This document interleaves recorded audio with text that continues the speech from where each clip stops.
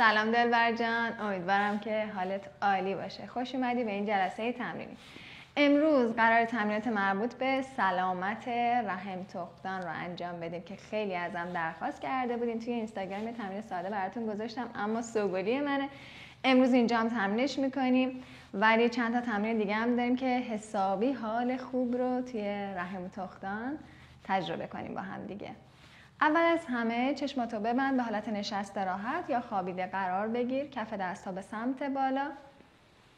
دم از راه بینی، بازدم از راه بینی. اجازه میدم با دم و بازدم‌های آرام و عمیق و طولانی استرس، تنش، فشار از روی جسم و ذهنم برداشته بشه. دم آرامش رو نفس میکشم.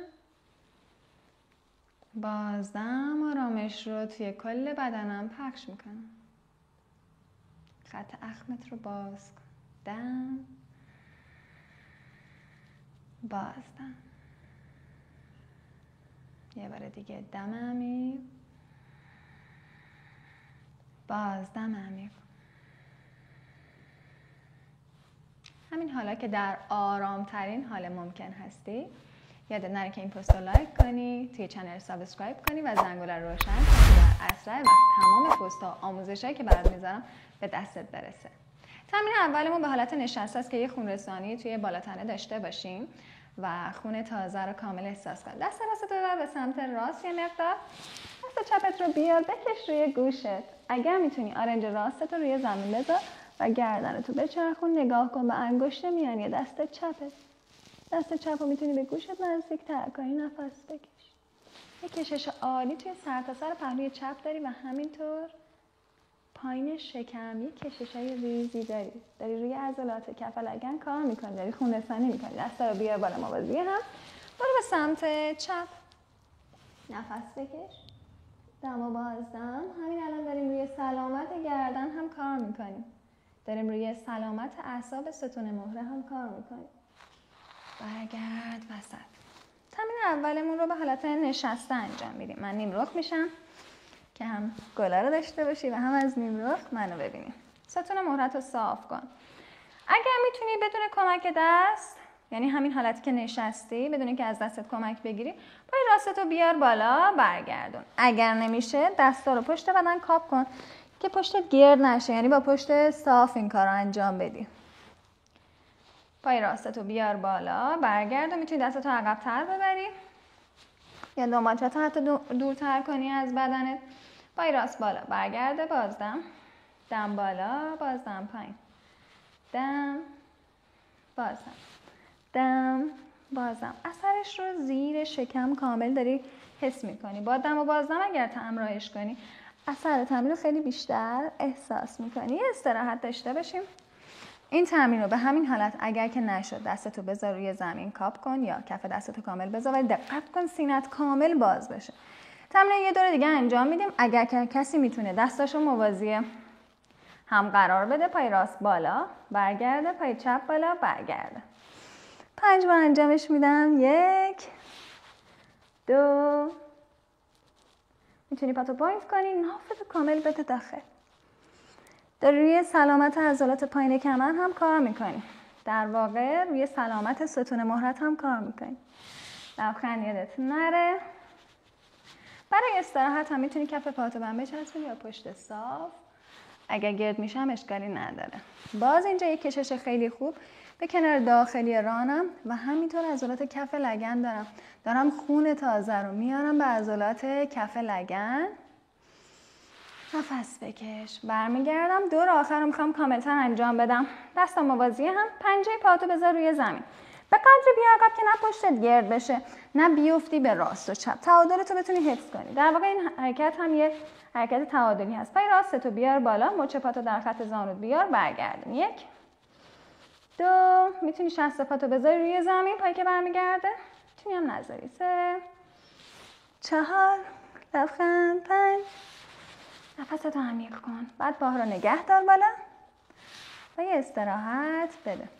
اگر عضلات کمرتو خیلی احساس میکنی، یعنی عضلات کمرت هم خون رسانی هم کشش و هم تقویت بیشتر نیاز داره، کمک میکنه این تمرین که الان انجام دادیم به منظم کردن پریودها و تقویت عضلات کف لگن، عضلات شکم. اگر دردهای شدید پریود داری، یه بخشش به خاطر ضعف عضلات، یه بخشش به خاطر تمرین نکردن و یه بخشش به خاطر تغذیه است. تمرین دوم که با هم میخوایم انجام بدیم یه پیچ عالی هستش که خون تازه رو دوباره میاره به عضلات کف لگن. سلامت رحم تخمدان رو باش تجربه میکنیم. پای راست رو صاف کن. پای چپت رو خم روی زمین نگه دار. ستون مهرت صاف.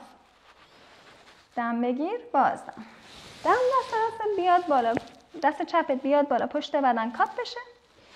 دست راستتو میتونی بیاری روی کنار خارجی. این داخله، این خارج زانو. بکشی به سمت خودت، ولی نه زانو داخل میاد نه دستت میره به سمت بیرون. زانو به سمت بالا. گردنت رو بچرخون به سمت چپ. دم و بازدم 5 شماره میمونم.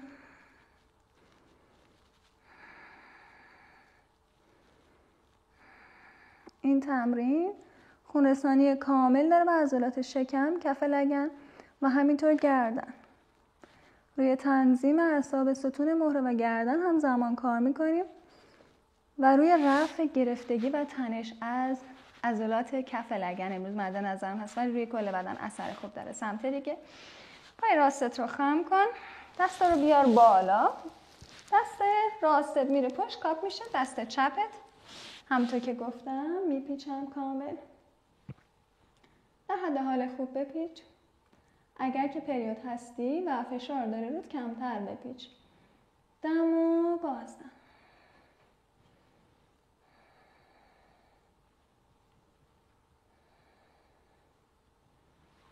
برگرد وسط.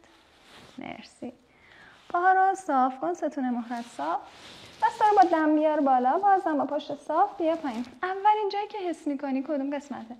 ما داریم گرما رو الان خون رسانی رو توی فضای لگنمون زیاد میکنیم. اگر تنبلی تخمدان داریم، این تمرینایی که تا الان انجام دادیم باعث فعال شدنشون میشه، باعث رسوندن خون و انرژی تازه میشه. ممنون. با پشت صاف بیا پایین. 1 2 از دستت که کاپ شده روی زمین میتونی کمک بگیری. ممنون. 2 شماره دیگه. بعد دستتو به هر قسمت از پات که میرسه قرار بده، روی ساق پا، ران، یا میتونی بگیری به پنجه پا و پشتتو صاف کنی. یه کشش خیلی خوبم از پاشنه پا تا تاج سر داری و گرما رو کامل توی شکم و کف لگن حس میکنی. دستت رو رها کن. یه تمرین رو با هم اول انجام دادیم برای استراحت حرکت ناواسانا یا قایق ساده. اینجا میخوایم دوباره با هم تمرینش کنیم. چند تا نکته هم بهت بگم. زانوها اگر بالا هستی چه اشکالی نداره، به مرور زمان راحت میتونی انجامش بدی. ستون مهرت رو صاف کن. دستتو یا بگیر کنار مچ پاد، قسمت پایین ساق پاد، یا دستتو بگیر به پنجه پا اگر برات راحته. کف پا رو کامل باز کن.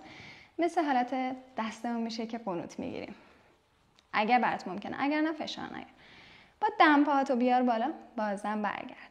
دم، بازدم. این تمرین کمک میکنه به رفع خشکی ها و گرفتگی های بیخران و همینطور فضای لگنت رو کامل باز میکنه. و خیلی از دردهای پریود ما به دلیل بسته بودن این فضا و عدم خونرسانی کافی هست. اگر زیاد مینشینی، اگر ساعتهای مختلفی میایستی، پشت سر هم پیوسته بدون که هیچ حرکتی انجام بدی در جهت سلامت لگنت، این تمرین رو توی برنامه هفتگی داشته باش. با دم پا بالا، باز دم پایین، پروانه یا بادکن. همین حرکت به سمت جلو هم انجام میشه. بیشتر کمکت میکنه باز بشی. 1 کشش رو بیشتر کنار داخلی پا و عضلات استرینی، باسنی حس میکنی، پایین کمر حس میکنی. تا حدی بیا پایین که حس خوبی داری. دوربینم اوکیه، مرسی.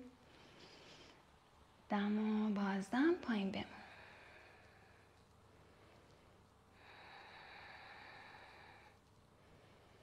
نفستو عمیق کن، زانوهاتو ریلکس کن به سمت پایین. لبخند، آروم برگرد. برای استراحت این تمرین میتونی کف پاتو بذاری روی زمین، هر دو زانو به چپ، دستا پشت بدن میتونه باشه. به راست و چپ یه استراحت خوب و یه خونرسانی دیگه خوب با هم انجام میدیم.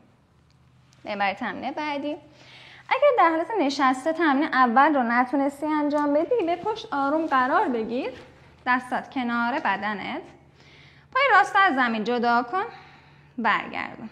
این ساده شده تمرین اوله که 3 مرحله انجامش داریم.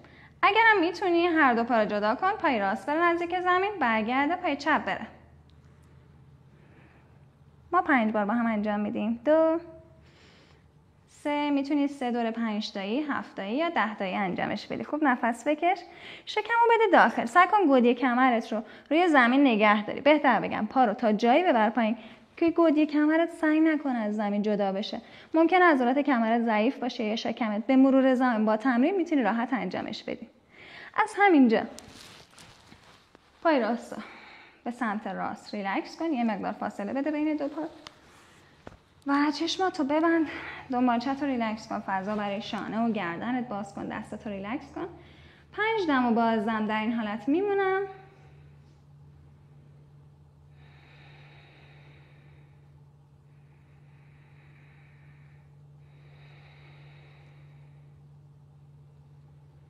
آرامش رو، سلامتی رو توی کل بدن، مخصوصاً عضلات کف لگن، رحم، تخمدان احساس میکنم و سپاسگزاری میکنم از کل بدنم و مخصوصاً رحم تخمدان که همراه من از ابتدا تا الان بودن. کف پاهات رو بذار روی زمین. توی یوگا میچرخیم به سمت راست و از سمت راست مینشینم.